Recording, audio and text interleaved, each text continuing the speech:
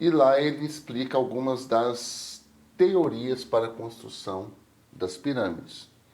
Mas a mais aceita de todas ainda não está no parque porque ela foi descoberta recentemente. Uma das teorias falava-se de rampas de areia. À medida que a estrutura ia sendo colocada na sua base, ia sendo acomodada areia ao redor para que se continuasse usando essa rampa de areia e colocando pedras, até chegar ao final da estrutura no topo, e aí se retirava a areia.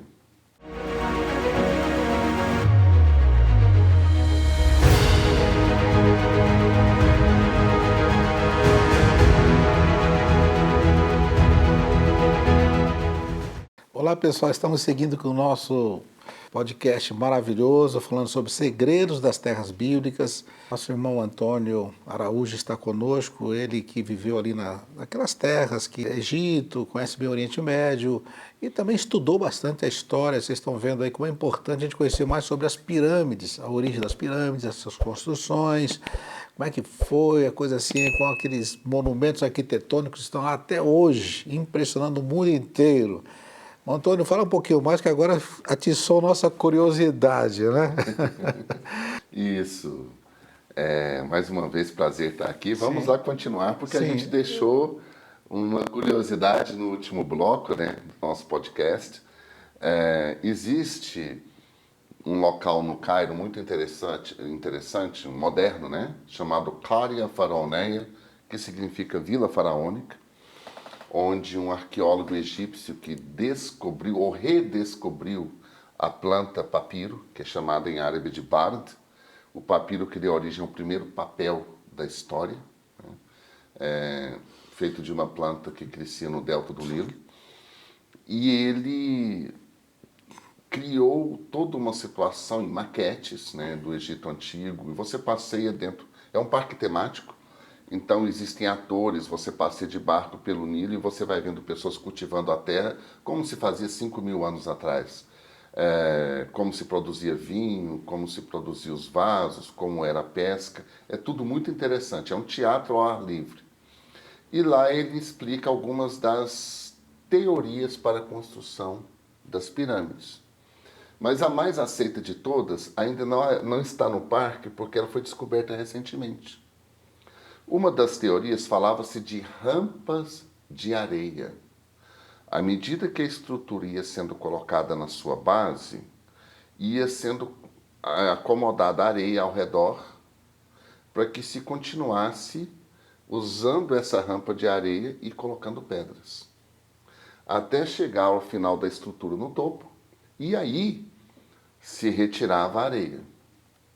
Mas como fazer uma pedra de toneladas, um bloco de toneladas e toneladas, escorrer pela areia, né? E aí volta a teoria do extraterrestre, de uma força sobrenatural. Mas existe uma pintura dentro de uma das pirâmides, se não me engano, a de Kelps. Ela mostra um trenó com uma pedra gigantesca em cima, sendo puxada por homens, em alguns casos era por cavalos também, por animais, e alguém com uma botija jogando água na areia. E o trenó deslizando por essa areia. Bom, essa pintura está lá há milênios e ninguém nunca se atentou para ela. O Discovery Channel decidiu então fazer um teste. Porque o que acontece? Quando você joga água na areia, ela se compacta. Quem já foi na praia e você percebe que o final da onda, quando ela bate na areia e volta, aquela areia fica compactada. Naquela parte ali, você pisa na areia e sequer fica a marca dos seus pés, porque ela está compactada e seus pés não afundam. E no teste do Discovery Channel, se fez um trenó de madeira e jogando água na areia, o trenó deslizava com toneladas de pedra acima dele. Estava lá o tempo todo à disposição a informação. Então, cada vez mais se descobre mais, e disse que no Egito há mais segredos a serem descobertos do que já foram descobertos até hoje. Outro detalhe, como eu disse, era impossível. Há filmes de Hollywood no começo do século XX mostrando os judeus trabalhando como escravo na construção das pirâmides. Como isso se elas foram feitas 500 anos antes de Abraão? Então, esses papiros que estão no Museu de Turim, que eu mencionei no bloco anterior, na Itália, eles contam que foi pago o salário. Por quê? O Nilo, o que acontecia? Ele tinha 6 meses de época cultivável. Nas cheias do Nilo, as águas inundavam as margens e era impossível cultivar. E é nessa época que as águas chegavam até hoje, onde as pirâmides. Hoje existe toda a cidade de Giza com milhões de habitantes. Ela faz parte do Grande Cairo, construída entre a margem do Nilo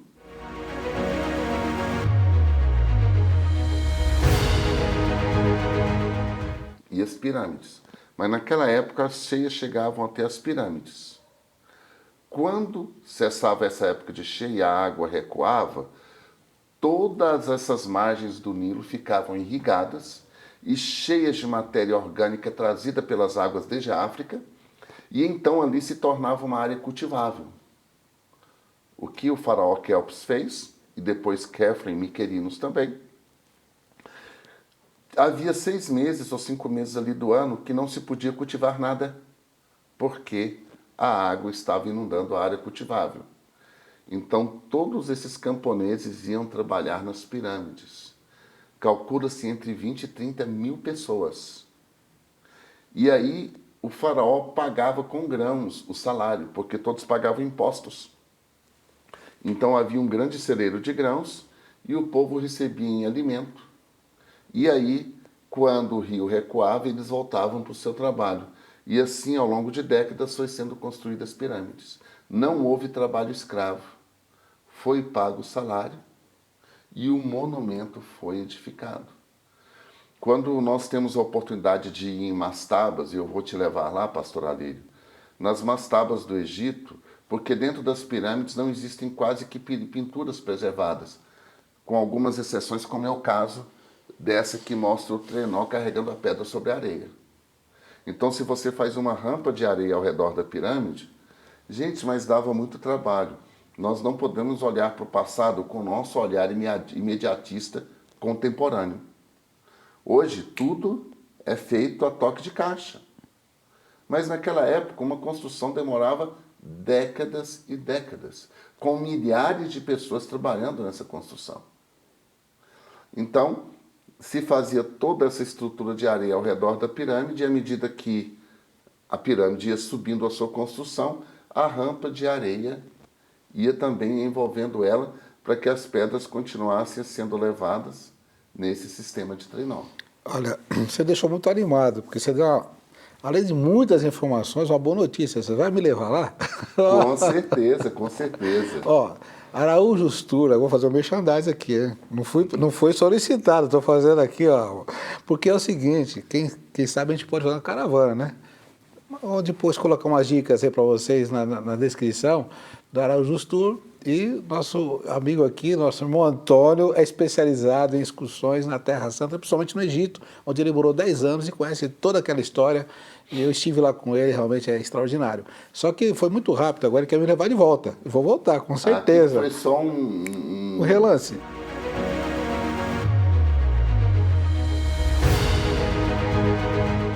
Um flash. Não, a gente fala no inglês um taste, né? Foi uma saboreada. Sai, né? sim. Só para te aguçar o paladar. Um aperitivo. Isso, um aperitivo. Então, e as mastabas são muito ricas em informações. Então, você chega lá, tem pinturas que mostram como era o dia a dia, como era a pesca. Quem vê o Nilo hoje não imagina como era a riqueza de animais. Havia leões, havia ursos. A população de leões do norte da África era de milhões e foram exterminados durante os Jogos do Império Romano, que durante séculos sacrificava-se animais nos grandes estádios. Também havia rinocerontes, os famosos crocodilos do Rio Nilo.